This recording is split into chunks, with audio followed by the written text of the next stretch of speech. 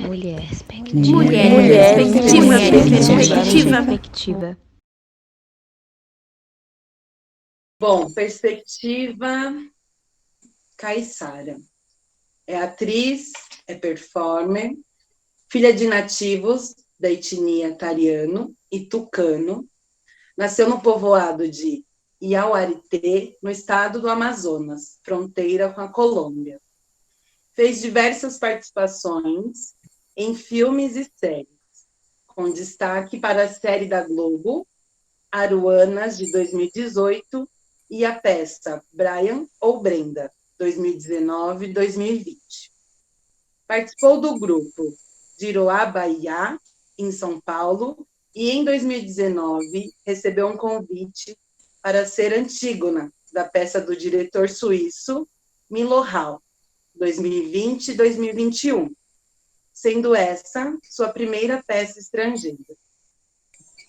Caiçara, aquela que cuida dos outros, a primeira mulher criada pelo deus Trovão.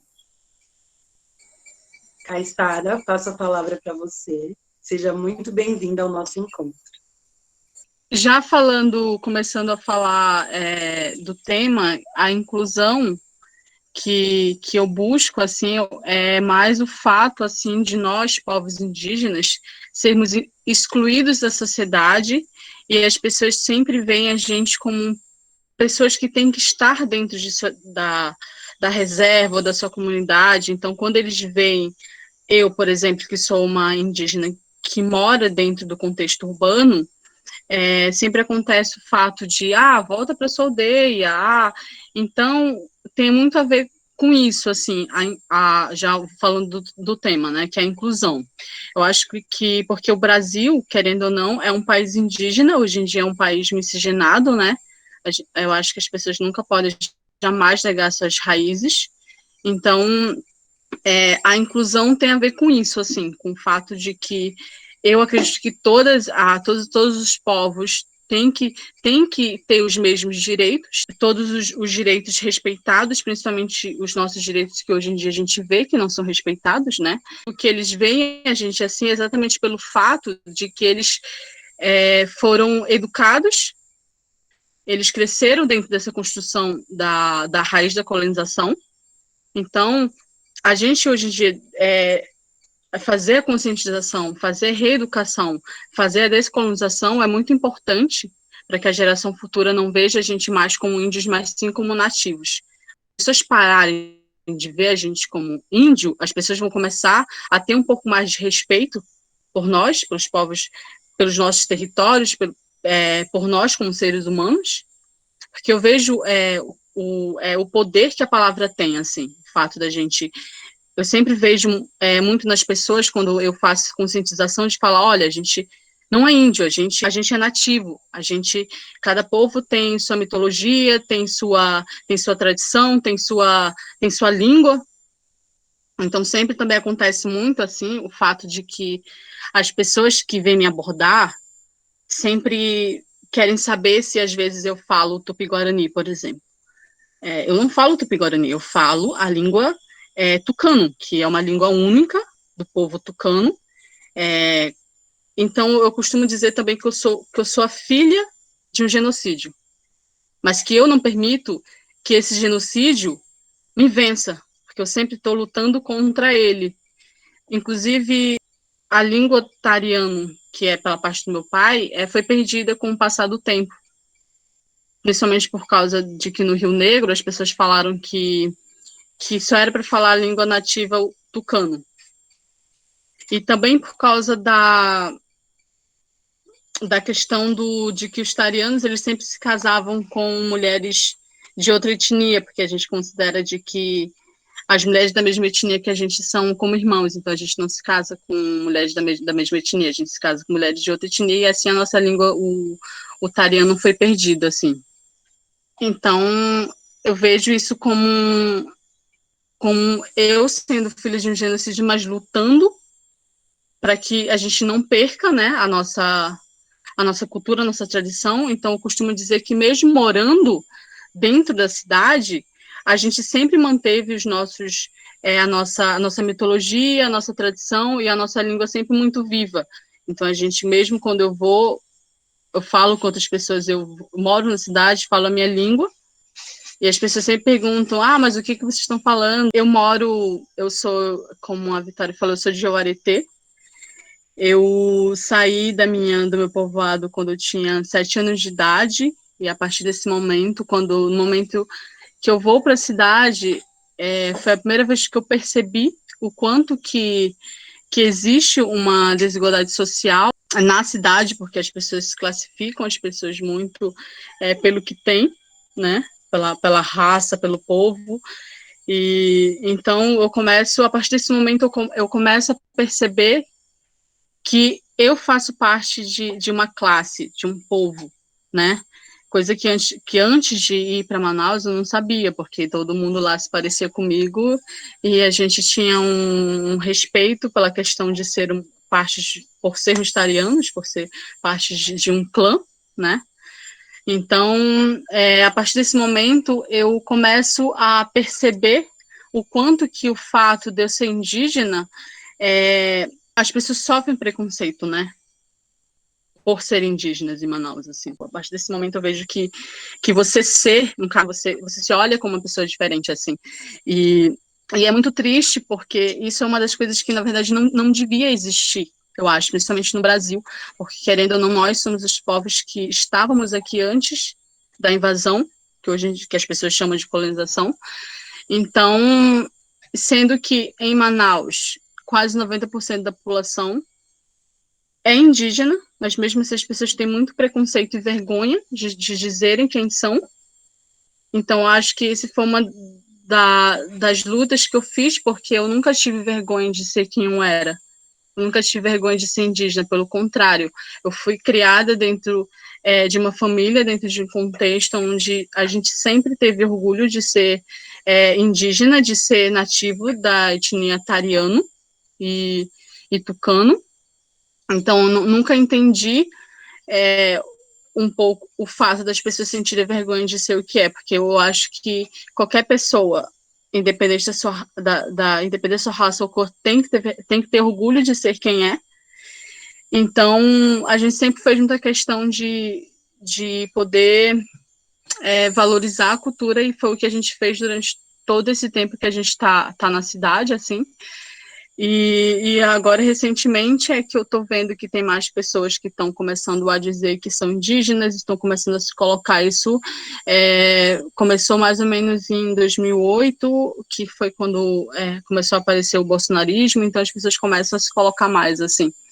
Então, e viver na cidade hoje em dia é difícil, mas agora, hoje em dia, eu tenho meu trabalho, posso dizer, eu tenho a minha carreira, a minha profissão, então eu vejo que cada vez mais que às vezes eu quero me distanciar, ou talvez até penso a possibilidade de voltar para a minha comunidade, eu vejo que a luta ainda não terminou. E hoje em dia eu vejo a minha luta como uma missão para conscientizar mesmo as pessoas de que a gente existe e de que tem indígenas ainda que são isolados, eles têm que ser preservados, têm que ser cuidados, e que isso tudo tem a ver muito também com a parte do desmatamento, né? Tem muito a ver com o fato de que as pessoas continuam cada vez mais invadindo os territórios indígenas, e tem muitos ainda povos isolados também. Quando eu falo sobre a questão da gente fazer parte da sociedade, não significa que a gente tem que se tornar não indígenas. Pelo contrário, a gente tem que ser respeitado dentro da sociedade como uma civilização, que a gente sempre foi uma civilização, e que a gente tem que ter os mesmos direitos. Então, outro dia eu peguei pensando sobre a questão da inclusão também, porque parece que quando eu falo da inclusão, é como se eu quisesse que todos os indígenas saíssem, né, das suas comunidades, das suas aldeias, ou os indígenas isolados saíssem e viessem para a cidade. E não, pelo contrário. Eu querer inclusão quer dizer que os que já estão na cidade, como eu, por exemplo, temos que ter os mesmos direitos e temos que ser respeitados pelo que a gente é. Então, isso não inclui os indígenas isolados, assim, eu queria deixar claro, porque outro dia eu fui conversar sobre esse assunto e teve uma má interpretação, assim. Então, uma das coisas que eu costumo falar bastante, assim, para as pessoas, é que, voltando de novo para a questão das palavras em si, é errado você dizer que alguém é índio. Por que que é errado? Porque a palavra índio é pejorativo, é ofensivo, é preconceituoso e muitas vezes é usado por pessoas que acham que os indígenas são inferiores. Então, eu digo a todos vocês que a palavra índio é errado e não use com os outros parentes. Quando você quiser abordar alguém que tem uma característica diferente da sua, você chega e fala: olá, tudo bem? Qual é o seu nome? De qual etnia você é? De qual região você é? Porque eu sempre sou abordada por pessoas perguntando: oi, tudo bem com você? Ah, você é índia? Eu falo: não, não sou índia, eu sou nativa da etnia Tariano do Amazonas. Porque a gente não chega, por exemplo, num afro, falando para ele, você é afro? Não, porque você já vê que a pessoa é, então tem muito a ver com isso, assim. Todos nós temos nome, né? Então é muito importante isso, assim. Então, toda vez que eu começo a falar sobre, sobre essa questão das palavras, o poder que as palavras têm, eu gosto muito de iniciar falando sobre isso, assim, que é errado falar índio, o certo é falar nativo, e eu sei o poder que as palavras têm, sim, de conscientizar e de fazer as pessoas repensarem mais sobre o mundo que a gente vive, sobre o lugar, sobre as pessoas, sobre os povos e sobre as nações, assim. Kai, antes de eu abrir para as perguntas, eu queria que você falasse um pouco sobre o seu processo em Antígona. Pode ser? Tá bom. Bom, a Antígona do Milon Hall, que no caso agora é a nossa Antígona, assim eu digo, porque é uma construção feita. O projeto em si envolve o pessoal os europeus, envolve o pessoal do MST e, no caso, eu. E quilombolas também e tudo mais, então envolve muitas pessoas assim. E a personagem, eu vejo que ela foi pensada, foi criada a partir de quando a Amazônia pegou fogo. Em São Paulo, teve chegou a fumaça e tudo mais, e nessa mesma época o Milon estava, eu acho que em São Paulo, que antes o trabalho seria feito, acho que só com o pessoal do MST, e depois ele começou a pensar na possibilidade de ter uma indígena também, então uma atriz indígena, eu não sei se eles estavam em busca de uma atriz ou tudo mais, eu sei que eles foram procurar no Pará, e voltaram para São Paulo, e quando chegou em São Paulo, a Marta, que é a pessoa que faz o contato, ela mandou mensagem falando que queria que eu fizesse o teste. Eu falei: olha, eu não posso fazer o teste porque eu estou em Oiapoque, eu não posso, então a gente já acabou fazendo o teste pelo Skype, deu tudo certo, assim, e agora a gente vai fazer a Antígona, assim, mas ela é uma construção minha e do Milo, assim, de todas as outras pessoas, e não é um pensamento só meu, mas eu acho que, eu sempre digo que é muito importante a gente ter, quando se trata da temática indígena, ter um indígena com cultura dentro do projeto, porque quando eles chamam alguém só com uma característica, é muito difícil levar o conhecimento, assim, do que é certo, do que é errado. Então, eu vejo que a minha presença no projeto, eu fazendo a Antígona, eu passo um pouco da minha visão, mas também não só da minha, porque eu não costumo falar só de mim, eu represento um povo todo, apesar da gente ter etnias, a gente ter mitologias, tradições e línguas diferentes, assim. E aí, como que ficou esse processo agora? Com a questão da pandemia, com a questão da quarentena, vocês pararam o processo? Como é que ficou? Bom, a previsão para que a gente continue o projeto era em novembro, porque é quando eu teria tempo, assim, que agora eu tenho tempo, mas também. E porque eu tinha um outro trabalho para fazer durante, acho que julho, só que o projeto agora era para ser em novembro, não sei se vai acontecer, porque ainda o coronavírus no Brasil não baixou, né? e eu acredito que não vai baixar, porque as pessoas não estão respeitando o isolamento. Não, é impossível também no Brasil, porque tem muitas pessoas que trabalham, tem que trabalhar para comer, então a gente está esperando que tudo dê certo, e em novembro talvez a gente volte, eu também não sei. Tem uma primeira pergunta aqui. Caissara, gostaria de saber como está sendo a questão dos garimpeiros que continuam no garimpo, colocando o povo nativo em risco. Bom, eu não vivo dentro de um contexto de garimpo, porque eu nasci dentro de um território homologado, foi homologado 2 anos depois que eu nasci, que o processo começou em 1985 e o território foi homologado em 98. Então, eu não sei dizer como estar dentro de um território que sofre com mineração. Eu, pessoalmente, né, mas eu vejo como que está sendo ruim para os meus parentes, principalmente porque a gente realmente é muito sensível em questão de doenças. Eu desde que a pandemia apareceu, eu estou em isolamento social realmente sem ver nenhuma pessoa chegando perto de mim, porque eu sei que se eu pegar, eu posso sim chegar a falecer, então eu não estou chegando perto de ninguém para me proteger,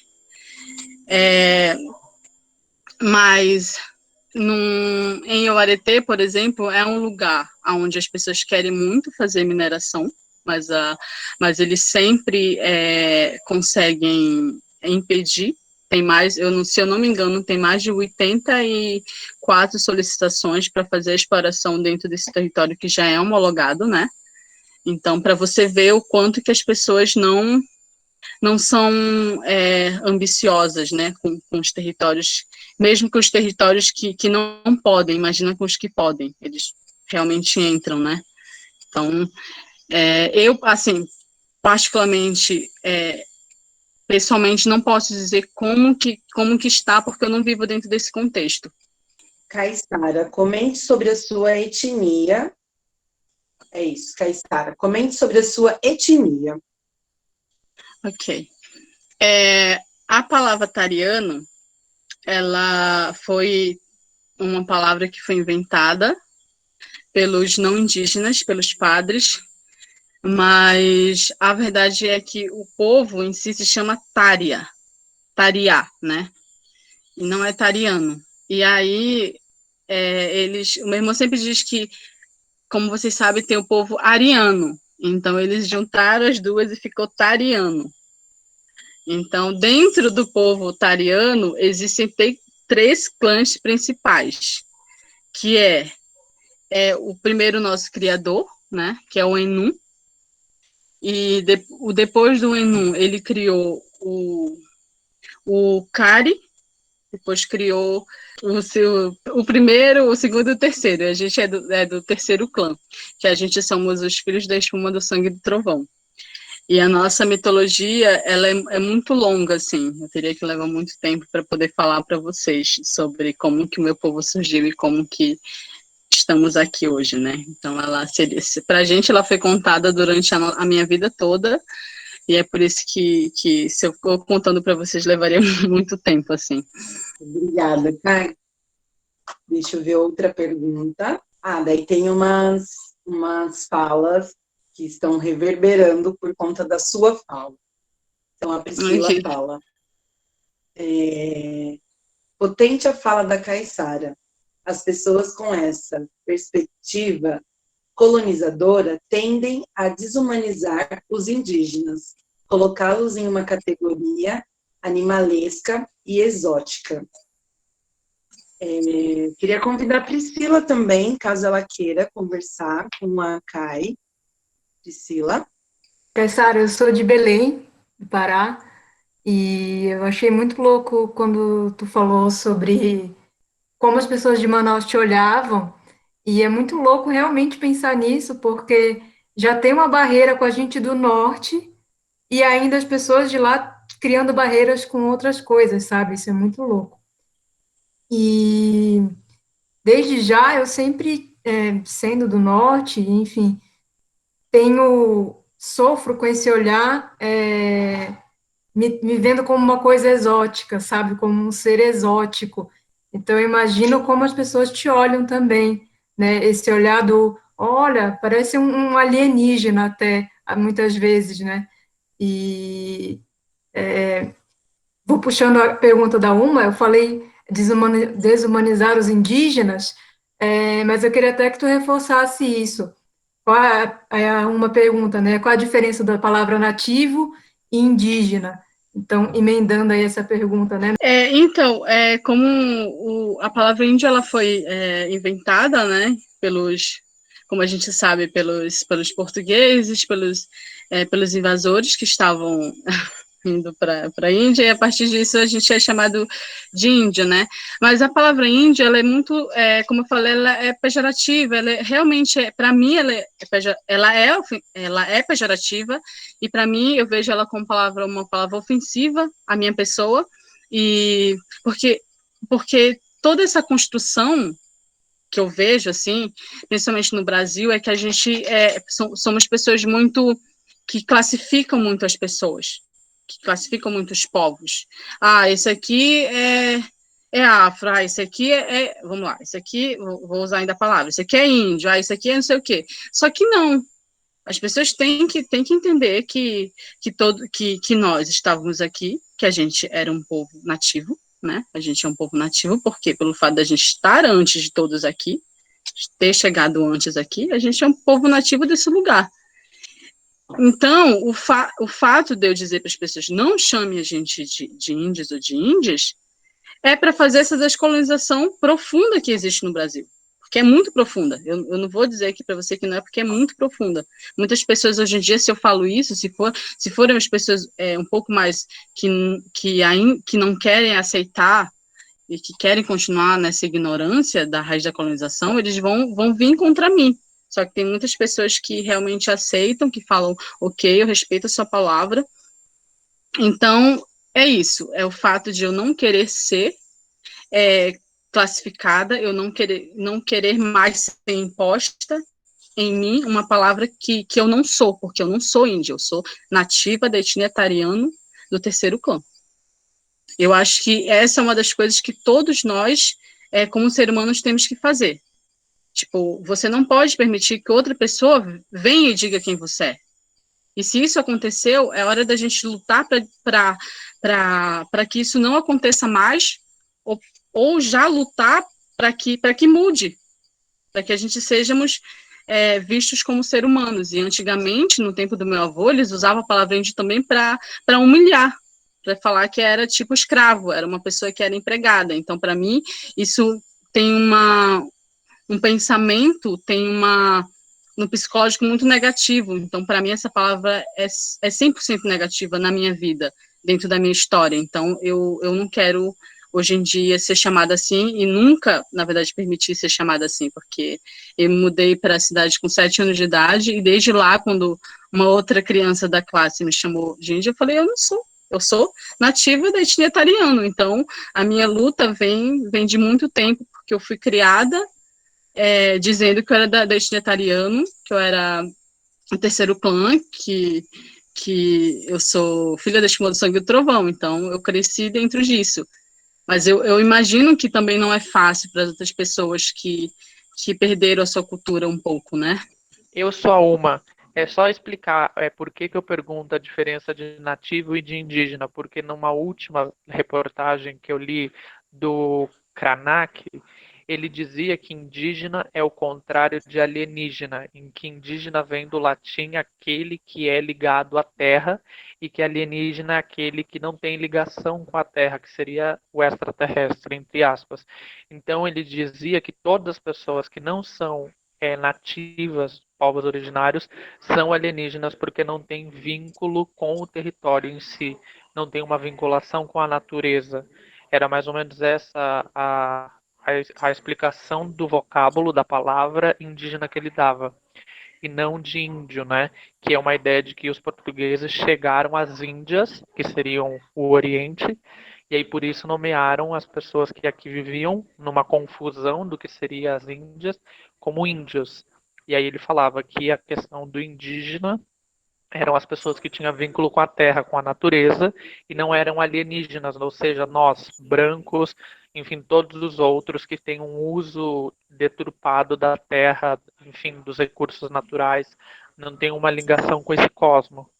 Então, eu não acompanho o trabalho do Krenak, a verdade, a gente sempre cresceu muito dentro da nossa mitologia, dentro dos nossos pensamentos, né? A gente sempre ficou sabendo muito sobre os outros povos indígenas, mas a gente não chega a acompanhar o pensamento do outro indígena, principalmente essas pessoas que têm um pensamento um pouco mais no sentido próprio, né? Cada um dá significado para o que acha certo, para o que significa para o seu povo, né?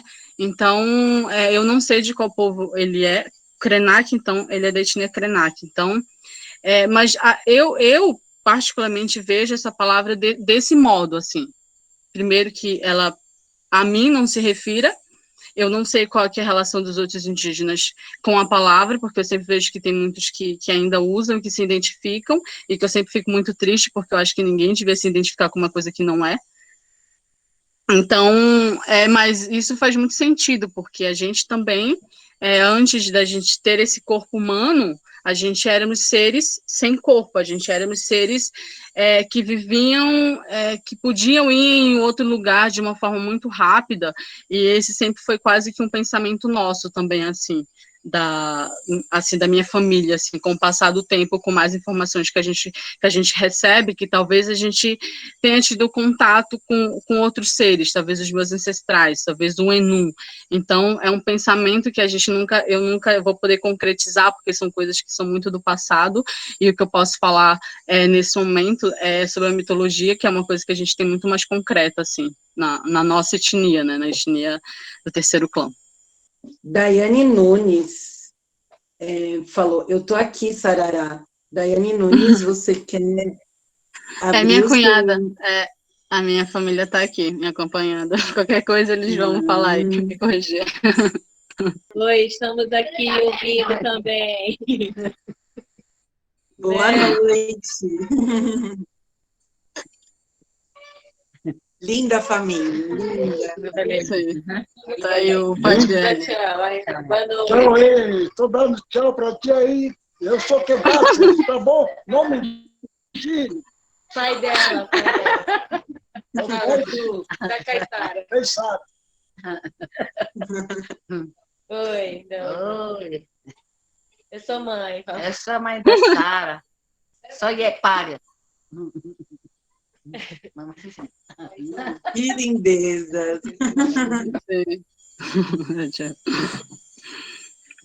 Oh, meu Deus, fiquei emocionada agora. Ai, vamos lá.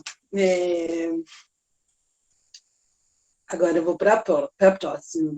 Kai, como você enxerga a ascensão de personalidades nas mídias ou nas redes sociais que defendem a causa dos povos nativos e aparecem como formadores de opinião da causa ou representantes da causa, mas muitas vezes não têm origens indígenas?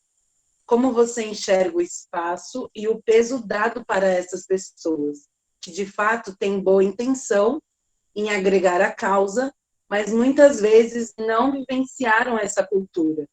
Você acha que esse lugar de fala, espaço, deveria ser ampliado a indígenas? Mangueio. Eu acho que todo o apoio em si é muito bem-vindo, mas eu acho que sempre tem que existir um limite. O que é o limite? O limite das pessoas, principalmente das pessoas que são miscigenadas, que são uma mistura de etnias e de culturas, é você acabar tendo que escolher um lado. Eu acho que isso é uma das coisas que não pode acontecer, porque escolher um lado seria, eu sou descendente de nativos, então eu vou defender essa causa. Ou tem alguns que falam, eu sou descendente de nativos, mas eu prefiro continuar negando que sou e sigo a minha vida normal e tudo mais.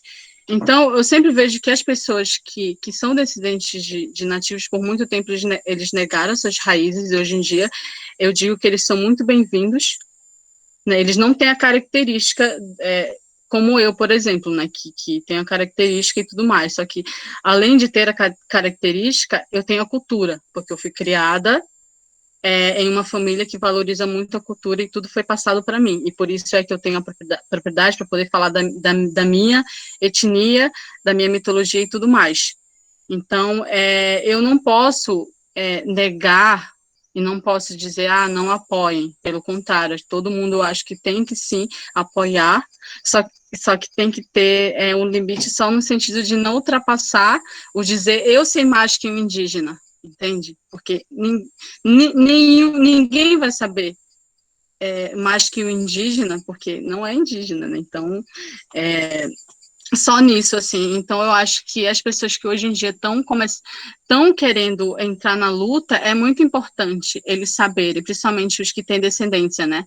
Eles saberem fazer essa busca mais profunda sobre a etnia, sobre a língua e quem eles foram, porque é importante a gente saber quem a gente é, entendeu?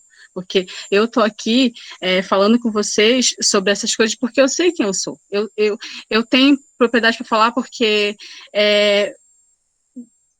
toda a minha vida as pessoas falaram, os meus pais falaram para mim, né, o que eu sou. Eu sou da etnia italiana, então eu sempre digo que o mais importante hoje em dia é fazer essa busca ancestral de verdade mesmo, para você saber quem você é, e se você não descobrir também, pelo menos chegar o mais próximo possível. Então, eu só digo isso, assim, você pode sim participar da luta, mas, portanto, que você fale a verdade, que você possa também entrar na luta, por exemplo, já voltando para a palavra índio, sabendo que você não pode se colocar como índio, você tem que se colocar como um nativo. Essa é uma das coisas mais importantes que eu falo, porque as pessoas que se autodeclaram indígenas, o pior erro deles é isso, dizer que eles são índios, assim, por exemplo, para mim ali eu já acho muito errado, mas eu também não posso culpar, porque eu acredito que todo povo brasileiro tem a raiz da colonização em si. E a gente está aqui agora para isso, né? Para a gente poder conversar e poder fazer essa conscientização e essa descolonização na cabeça das pessoas. E a gente sabe que não é um trabalho fácil, é muito cansativo, mas a gente está aqui na luta e quem sabe um dia a gente vai conseguir isso, assim. Você disse em uma entrevista que decidiu ser artista para dar voz ao seu povo. Como isso chegou até você? Dentro de toda a representatividade na sua comunidade e entre o contexto social mundial. Bruna Machado. Sim, esse foi um discurso que realmente, assim, acho que todas as pessoas do mundo, assim, algumas pessoas, é lógico, que viram. Outro dia o discurso estava acho que em chinês, e eu fiquei muito feliz, assim, porque ele foi traduzido para chinês. Eu falei, nossa, várias pessoas então vão saber, né? E eu sempre quis, assim, falar um pouco sobre porque eu sempre digo que a minha perspectiva, assim, é particular, porque eu acho que todos nós temos o nosso pensamento próprio, apesar de ter um pensamento coletivo, né? Porque eu, como indígena, também volta para a questão de que é como se eu tivesse que ter um pensamento como todos os outros, assim. E pelo contrário. E esse discurso, assim, eu falo pouca coisa, mas com muito significado e com muitas palavras importantes, né? E como eu falei, eu não vivo dentro de um contexto de uma mineração, ou não sou uma pessoa que vive em uma reserva que sofre disso e tudo mais, só que toda vez que eu tenho oportunidade, eu dou voz a eles, porque eu acho muito importante que mesmo eu não passando por isso, eu fale para as pessoas sobre, porque muitas pessoas me procuraram para saber mais, eu falei, olha, eu tenho esse lugar aqui, que eu acho que precisa de ajuda, tem esse outro, então eu fiquei muito feliz com o discurso e que chegou em várias pessoas, assim. Eu digo que a arte em si sempre fez parte, assim, da nossa vida, assim, porque eu sempre vejo que a arte faz parte de todos os povos têm a sua arte. Então, o que eu fiz foi trazer a arte indígena dentro da arte dos não indígenas, assim, principalmente porque tudo que se baseia da arte do cinema, da arte do teatro, tudo é voltado para a arte dos europeus, para a arte dos gregos, tudo vem de lá, né? Então, o que eu faço dentro dos projetos que eu participo é trazer a arte indígena, a gente complementa e se torna uma coisa só. Porque eu jamais vou fazer algum trabalho a qual eu tenha que submeter só a arte dos não indígenas, porque eu acredito que a arte indígena em si tem que se destacar e tem que fazer parte do projeto para complementar mesmo, entende? Então, falando sobre a representatividade, quando a gente veio para Manaus, anos antes de eu me mudar para Manaus, os meus avós participaram de um filme, que é o Brincando no Campo do Senhor, do Hector Babenco, e a partir disso é que a gente ficou sabendo que existia o cinema, né, que para mim é uma arte que eu adoro assim, fazer. E quando a gente veio para Manaus, o produtor chamou para mim participar do Tainá. Eu participei, foi a primeira vez que eu entrei, assim, num set de filmagem e eu fiquei encantada, assim, com aquele mundo, mas o ser artista dentro de mim sempre existiu. Então, quando, nesse momento que eu vejo o quanto que o cinema, ou que o teatro, ou que a arte em si tem o poder de poder incluir a gente dentro da sociedade a qual a gente já faz parte, mas só que a gente é excluído, você vê, assim, o quanto que a arte tem o poder realmente de incluir as pessoas na sociedade. Então, o que eu faço hoje em dia é isso. O que eu faço é que nós, indígenas também, podemos ter outra profissão além de ser indígena, né? Então por isso que eu falo que as pessoas sempre me apresentam como atriz indígena. Não, eu sou atriz e indígena. Então, isso é muito importante ser falado. Então, eu sigo essa profissão, né, de ser atriz, eu sigo essa profissão como atriz, eu sigo ainda sendo indígena, né?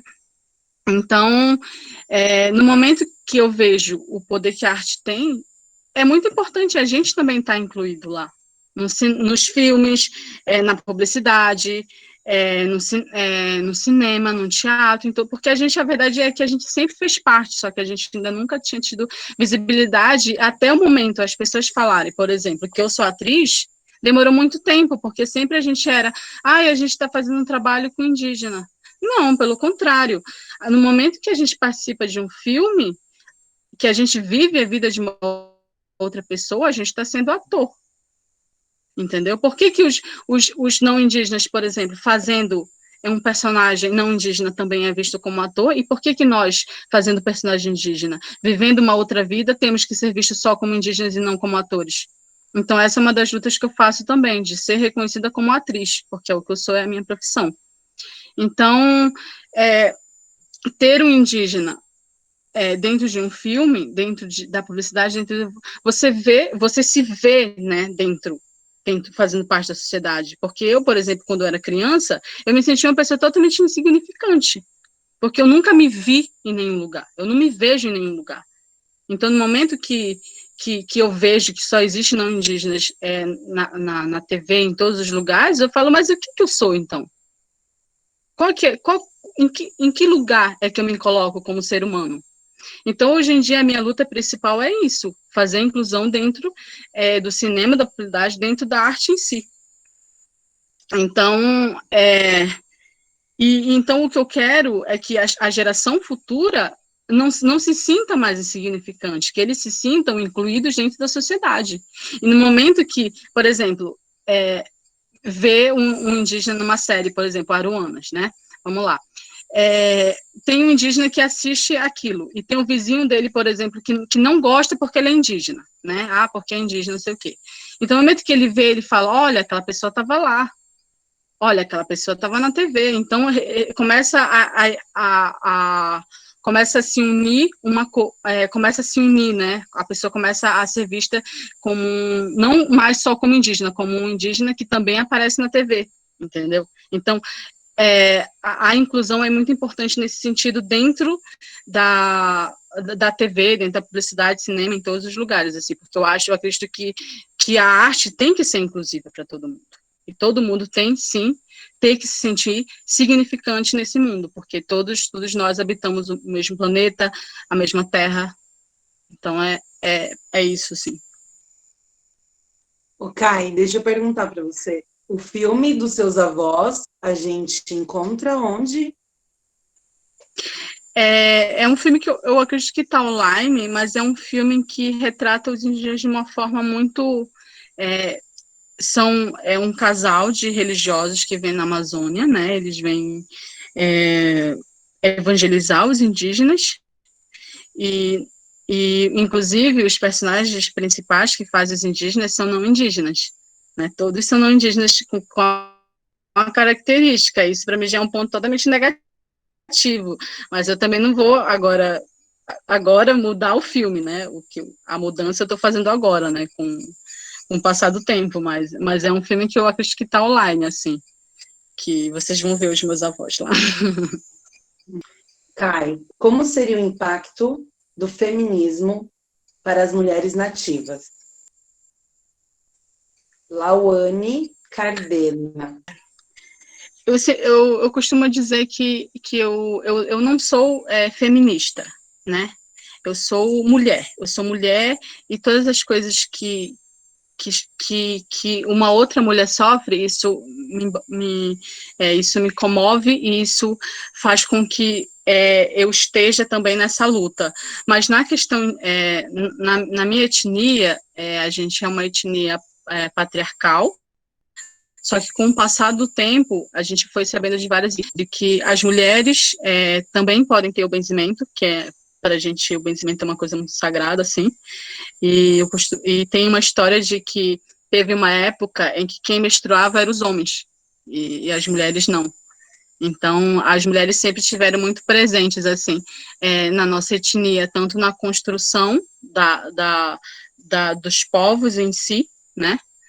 Porque na etnia tucano, por exemplo, que quem criou as mulheres, os povos, foi a Iepá.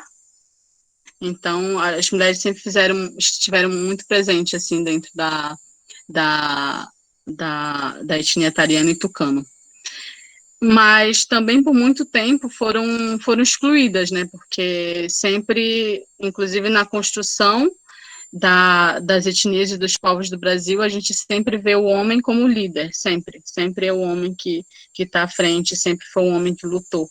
Então, elas, de uma forma, são excluídas, mas, hoje em dia, quem está à frente das coisas somos nós, nós mulheres, porque na minha família, minha mãe teve 11 filhos, mas mesmo assim ela só teve 3 homens e um morreu, e só tem 2 vivos, então a maioria das outras filhas são mulheres. Então eu cresci dentro de uma família de mulheres, e mulheres que sempre sustentaram as famílias, mulheres que sempre foram as guerreiras. Então, dentro do feminismo e na minha família, e eu hoje em dia como uma mulher, vejo que e também existe uma liberdade, né, dentro da tradição, que é algo que a gente está recebendo com o passar do tempo. A gente está se colocando e está tendo uma aceitação dos homens indígenas também, de poder aceitar a nossa palavra, assim, porque isso é muito importante. Eu sempre digo que eu jamais vou além do que eu posso ir, porque eu não vou desrespeitar um clã superior, por exemplo, que a gente é de 3 clãs. Eu tenho que respeitar os 2 clãs superiores, e vai que esses clãs superiores são homens, né? Então tem que respeitar, mas é muita questão de tradição, assim. Eu não costumo ultrapassar o limite. Eu posso estar aqui, sim, falando como o meu irmão, por exemplo, eu estou aqui, a gente hoje em dia tem uma igualdade dentro da família, assim, a gente teve a permissão de poder falar. Então, as pessoas sempre dizem que, mas você fala como uma mulher feminista. Mas eu sempre, só que os não indígenas dão nome para tudo, né? Eles se classificam em várias coisas, e eu falo, por isso que eu falo que eu sou mulher e todas as coisas que, que se falam sobre as mulheres é isso, né? Assim, eu sempre tô a favor e sempre estou aqui também, porque eu, como mulher, é um espaço que eu estou conseguindo com o tempo dentro da etnia e eu vejo dentro da família também, assim. Como se dá a decisão de sair do seu território e ir viver numa cidade com 7 anos? Ana Cristina. A questão de você estar dentro do seu território tem muito a ver com a romantização que eles falam sobre os povos que vivem dentro das reservas.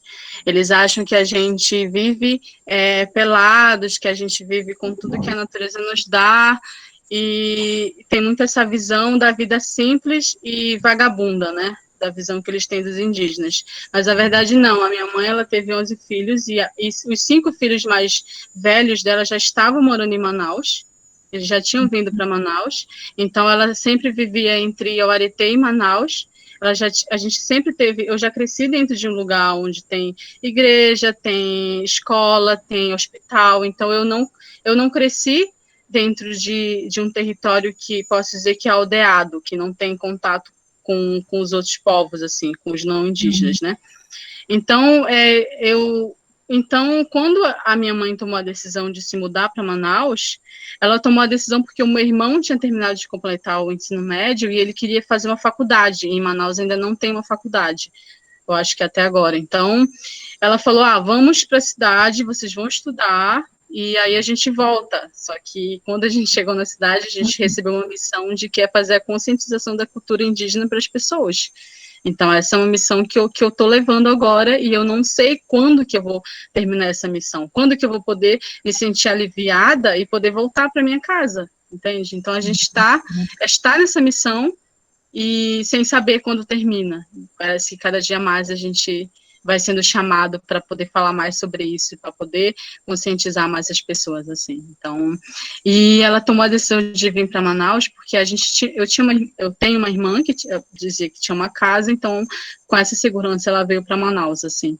Não foi algo que eu vou dizer que foi não pensado, porque ela sempre foi uma mulher que sempre se preocupou muito com os filhos, então ela, ao meu ver, estava escolhendo o melhor para os filhos, assim, só que com a esperança de que a gente ia voltar, né? Até agora a gente não voltou ainda, porque temos uma missão hoje em dia. Kai, tenho mais uma pergunta para você, tá bom? Da Lauane novamente. Ok. Kai, a mulher indígena sofre com machismo estando em afastamento da cidade? Como eu cresci numa família de mulheres, as mulheres sempre foram muito guerreiras, assim, sempre. A gente sempre foi as líderes, né?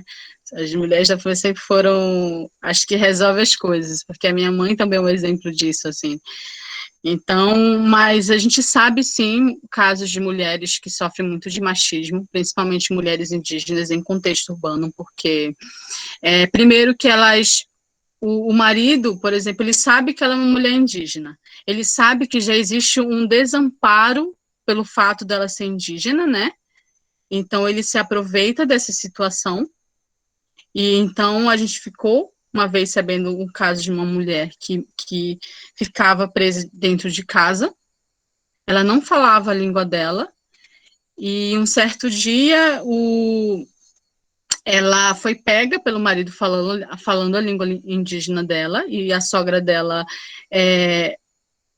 também ouviu ela falando, então ela manteve ela presa dentro de casa, tiraram a criança e não permitiram ela falar. Então a gente sabe de diversos casos de mulheres indígenas que sofrem, sim, de machismo, né? E eu acho que o corpo da mulher em si, pela sociedade dos homens, já é muito sexualizado, né? Ele já vê a gente como mulheres que podem ser usadas e não vão se defender. Só que, pelo menos comigo e com as mulheres da minha família, a surpresa que eles têm é que as coisas não são assim. porque a gente sabe proteger os nossos corpos hoje em dia, e também sempre a gente tentou conversar com outras mulheres de que a gente precisa lutar sim, a gente precisa se defender sim, a gente precisa defender os nossos corpos, entende? Então, esse machismo, eu acho que no corpo em si da mulher indígena é muito forte, até hoje em dia, assim, porque eu já passei por situações que a pessoa vê que você é indígena e acha que pode simplesmente cantar você e você tem que aceitar, entende? Então, é muito triste, mas a gente, hoje em dia, eu, como cresci dentro de uma família de mulheres, sempre me defendi, assim. Bom, vou para a próxima. Kai, você comentou que estuda e aprende a vida toda sobre a mitologia da sua comunidade. Você poderia nos comunicar resumidamente a história do seu povo? Como se dá a cronologia dos clãs? A Priscila. Na verdade, não tem nem a ver com o fato de estudar, porque, na verdade, para a gente vem de uma forma muito natural. Ele vem de uma forma oral, né? Porque toda a história da nossa mitologia foi falada e preservada oralmente. E por muito tempo a gente vem, os meus ancestrais já sempre falaram sobre a importância de se manter a mitologia, a língua e as tradições e o benzimento vivos na vida dos seus descendentes, porque eu acho que a força que eu tenho é porque eu sei a minha mitologia, a tradição, e falo a língua. Então, para mim, isso sempre foi uma coisa muito importante, e sempre foi muito importante para os meus pais também, assim, eu saber sobre isso, assim. Então, e a etnia Tariano, ela tem os 3 clãs principais, a gente é do terceiro clã, mas, na verdade, hoje em dia, tem 8 clãs. Só que os principais são os 3, só que os outros conseguiram recentemente ser reconhecidos como tarianos, porque antigamente eles eram um povo que era para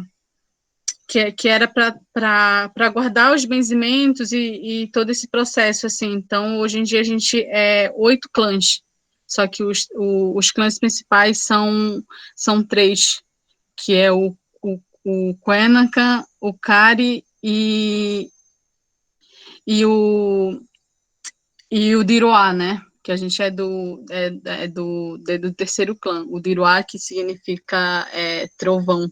Mas o nosso criador em si, ele é o Enu. E falando um pouco sobre a mitologia, o primeiro ser que surgiu foi o Deus Trovão, e depois foi que ele criou os 2 filhos dele, e depois dos 2 filhos, ele criou a minha ancestral, que é a Caissaro, e a partir disso, ele começou a querer mostrar para os filhos dele um novo mundo, assim, um mundo terreno. Então, foi quando um dia ele trouxe eles para o Lago do Leite, e no Lago do Leite, no momento que eles estavam chegando, ele viu que tinha várias pessoas, várias pessoas nesse momento estavam surgindo, e o que a minha mãe, o que a família costuma contar é que foi aí que surgiram todos os povos, assim. Então, nesse momento, a Iepá também estava lá, que na mitologia dos Tucano-ela, que é a criadora da etnia deles. Então, nesse momento, aparece todos, tipo, os não indígenas, os afros, e a nossa mitologia em relação aos povos é isso, era o Lago de Leite, e no Lago do Leite, acho que entravam dentro da água, que tomavam banho, e que são essas pessoas que são a pele totalmente clara, e tem os que só poupavam a mão, e aí, então, se tornam as pessoas afros, e nós indígenas também, que estávamos ali, a gente ficou com a pele mais parda morena, né? Então a gente tem essa mitologia, assim, que é sobre a criação dos povos. Então, a partir desse momento, surge a Iepá, e a Iepá, ela está seguindo o fluxo do rio, vindo para o Alto Rio Negro. Então, é quando o segundo filho ele começa a seguir a Iepá, ele vem seguindo a Iepá para ver o que está acontecendo. Então, é quando eles chegam, quando a Iepá e o nosso ancestral chegam no Alto Rio Negro, que é onde a gente se instalou, onde a gente reconstruiu a nossa história, foi lá que ele tinha os seres que comiam gente. Então, quando ele chegou nesse lugar, ele já chegou exterminando esse povo para poder se instalar. E a partir disso vem uma sequência de histórias, só que antes disso ainda é muita coisa, e a partir disso começa os conflitos entre os povos e até a chegada dos portugueses, e como que os tarianos permitiram que eles chegassem, porque sempre foram um povo muito acolhedor, então, mas até chegar ali é uma história muito extensa ainda, assim, e eu estou contando as partes que eu acho que são importantes, assim, para vocês. Kai, muito obrigada, viu? Eu vou agora convidar a Dayana Moura, faz parte do nosso coletivo. Ok. Ela tem uma surpresa para você, Dayana Moura. Kai, que lindo te ouvir. Muito feliz, muito feliz. Aquela hora a gente te recebeu brevemente ali, não deu para falar muita coisa, muita emoção, a gente estava se conhecendo, mas é incrível, é maravilhoso, assim, poder estar com você, e queria me colocar e nos colocar, né, aqui, esse coletivo, sempre à sua disposição, sempre pode contar com a gente. A gente agradece muito, foi muito importante para nós que você tivesse topado, que você tenha topado, porque esse coletivo, essa rede de mulheres, ela surge justamente nessa perspectiva, né, de quanto mais a gente trazer as vozes das mulheres e de todas das diferenças de todas as mulheres e de como as mulheres estão pensando e fazendo seus enfrentamentos, mais a gente aprende, mais a gente pode aumentar as nossas redes e ter força, né, para combater aí tantos retrocessos e tantos problemas que a gente sabe que tem. E com você, assim, está sendo muito especial. Então, maravilhoso te ouvir.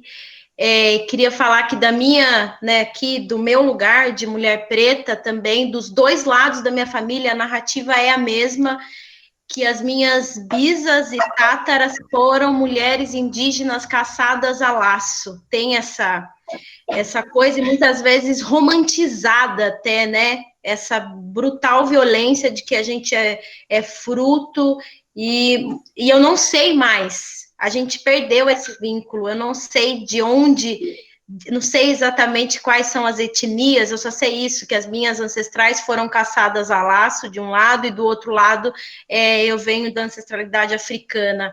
Então é muito bom estar contigo, me sinto uma irmã, assim, e quero colocar minha casa, minha família e essas minhas amigas sempre perto de você, assim, estamos aqui porque precisar, e vamos seguir com essa rede, vamos fortalecer essa rede.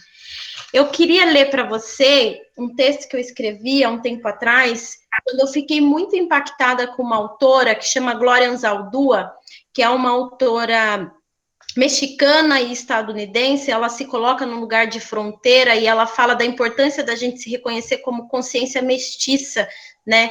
A gente falar sempre desse nosso lugar que não é aceito em lugar nenhum.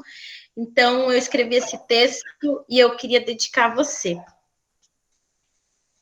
Abraço a mulher negra, abraço a mulher indígena, abraço minha irmã latina. Hermana, abraça-me e eu te abraço. Sinta bem perto, que nossos corações sabem.